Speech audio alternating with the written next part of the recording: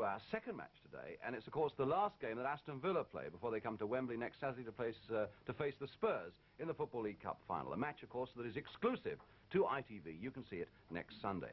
Yesterday, of course, it was Bury against Aston Villa up there at Gig Lane. The pictures come with our thanks from Granada, the commentators Gerald Tinstadt, and Bury here. They're the team wearing the white shirts.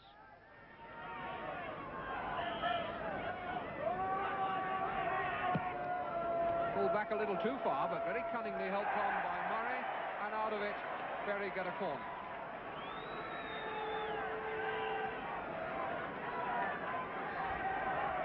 Goalmouth there looking pretty muddy, and it might well be that it won't be too easy for goalkeeper Dunn to get up to the high balls. Could well find that he'll have difficulty keeping his feet. He's coming for this one now, and he didn't get up very well, and it's in!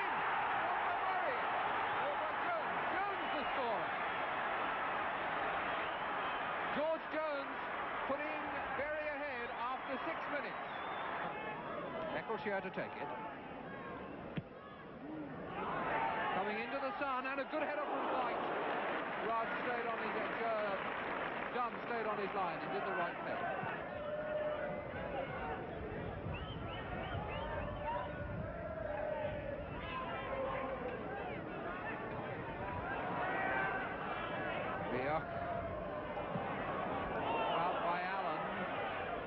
Now Murray, this looks promising for Bury. To Connelly, got White on his left. Jones at the back of the penalty area, but that cross hanging a little bit in the wind. McDermott coming in and not winning the ball, and so Villa bring it away. I watch a minute to go to half-time. We'll have a little bit of injury time added on, probably. Hamilton for Villa. Villa could really do with a goal here. This is a man who could score it too. And Lockhead nearly slid it in by the near post. Very smart bit of work by Lockhead. Everybody watching Hamilton. Some brave goalkeeping by John Forrest.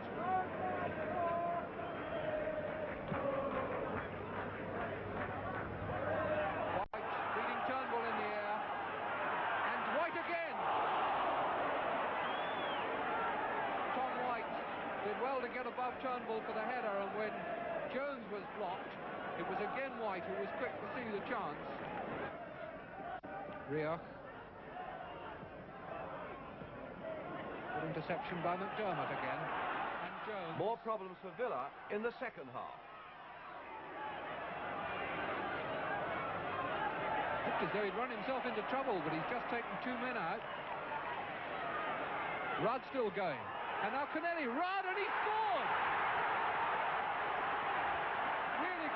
Extraordinary goal, but certainly well deserved. Lee Anderson is going to take it. Lockhead's header, and in off Allen or in off McMahon. Certainly a goal. That long cross to the far post, finding Andy Lockhead. John Connelly with another corner.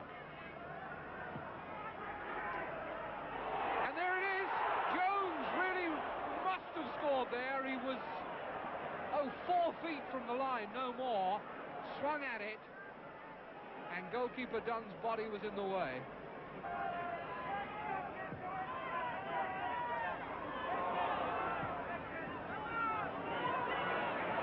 Bradley putting it out to Anderson. Lockhead calling for one, but nobody has seen his call. Villa being forced back and back, and they've lost the initiative for the moment.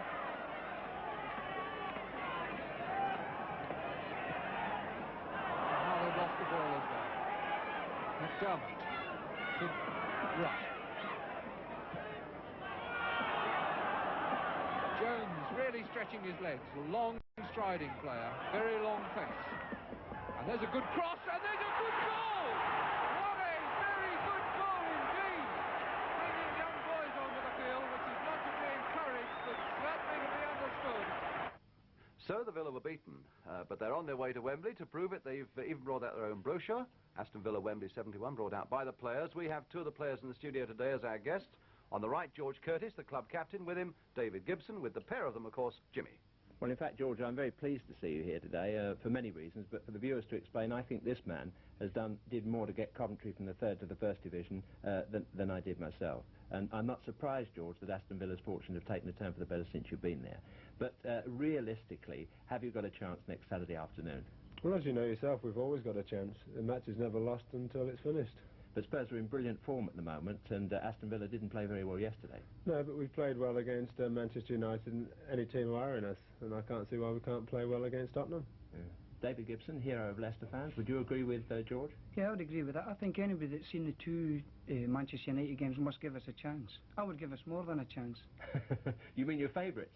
Well, not really. Well, now let's look at your performance yesterday. I know you had certain ideas about this. You thought that the goalkeeper, one or two of the lads thought the goalkeeper was to blame, John Dunn, who was with Chelsea, of course, for 3 of the goals. Now we can have a look at it, and I think you'll agree that on the first one here, which was from a corner, there's some element of a mistake. Yeah, John Dunn comes out and misses it, and Jones is climbing now, as you can see, above the defenders, and puts it in the far corner. But there, John's come out with his back turned. Yeah. So you must sort of put the blame on John there. And there's that little gesture. He knows he's made a mistake. Yeah. But there's a difference between making one mistake and being responsible for all 3 goals. And it would be a very bad thing, I think, if a goalkeeper came to Wembley feeling he'd had an atrocious game the week before. Well, I think it would be, because he's your last line of defence, so you've got to pluck him up as much as possible. Yeah, yeah. Well, in fact, we can look at the second goal now from Berry and see, I think, that he wasn't as much to blame as people imagine. In fact, I don't need to blame at all for this. Well, here's the move. Jones has got the ball now. He's just beat Charlie Aiken, played it back. Now they're coming into the box. And they're just passing. Now there's 3 of their players against 2 of ours. He hits it from about 5 yards outside the 6-yard box. Goalkeeper, no chance at all for that. No chance at all.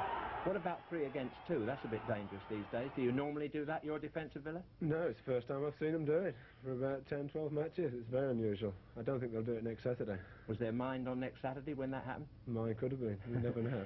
David, what about the battle between Andy Lockhead and Peter Collins? Well, I think Andy's played there before and he's got a lot of experience, and I think Tottenham will have their work cut out. We looked at fault here with high crosses to the far post, and I think this is one of our strengths. Plenty of Andy Lockhead. I think yesterday he was at the far post and nodded one back and in the net. So I think Collins will have his work cut out. Yeah. Well, we can have a look at that now. There's Anderson crossing the ball, and we show the power of Lockhead in the air. There he is, just passing the post there, rises beautifully. What about that header? In fact, it was an own goal in the end, but it was that header, of course, that made it. I think you'll notice as well, Jim, that Pat McMahon was in there at the kill as well. If this fella hadn't scored it, McMahon would have been there. Yeah, that is a bit of your typical combination. I know you're impressed with the way he picks up Lockhead's header. Yeah, I think this fella's got a great flair for it. He puts me in mind a lot of Martin Peters. He's got this gift to be in the goal mouth when the ball's coming in. And you can mark these fellas, or managers tell players, now make sure you mark McMahon's and Peters. But these fellas just have this flair to be in there. And they always seem to get their 10 or 15 goals a season. Well, that's something Spurs have got to watch out for next week. But the last goal was a typical, wonderful goal, in fact, a near-post goal, which would have graced any ground, Wembley included. And I wouldn't blame the goalkeeper for this one either. Let's have a look at this now.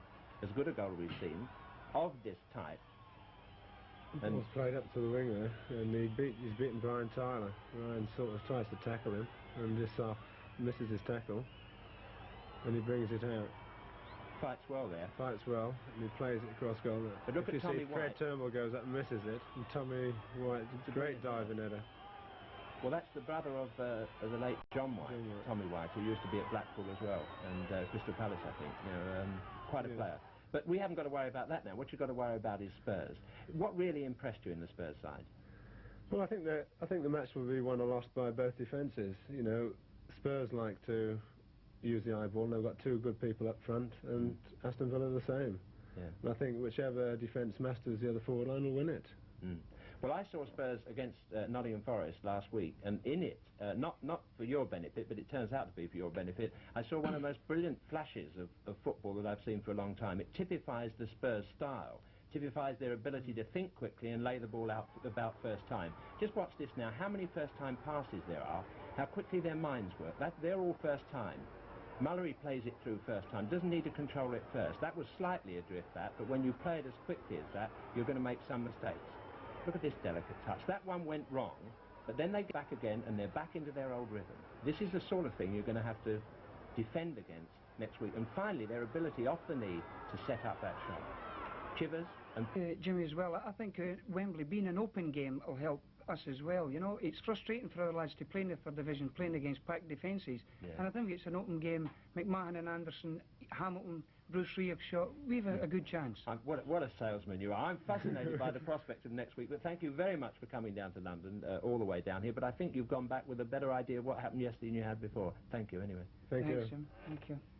I'm getting quite excited about getting there at Wembley myself next week. And remember, you can see it on ITV next Sunday afternoon. News from the